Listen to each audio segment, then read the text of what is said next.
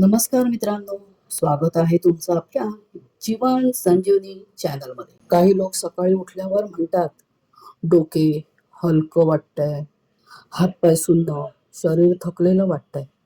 तुमच्या सोबतही असं होतं का? तर हे लक्षण बीपी कमी आणि नस कमजोर होण्याचं असू शकतं. आयुर्वेदात यावर सोपा आणि घरगुती उपाय आहे.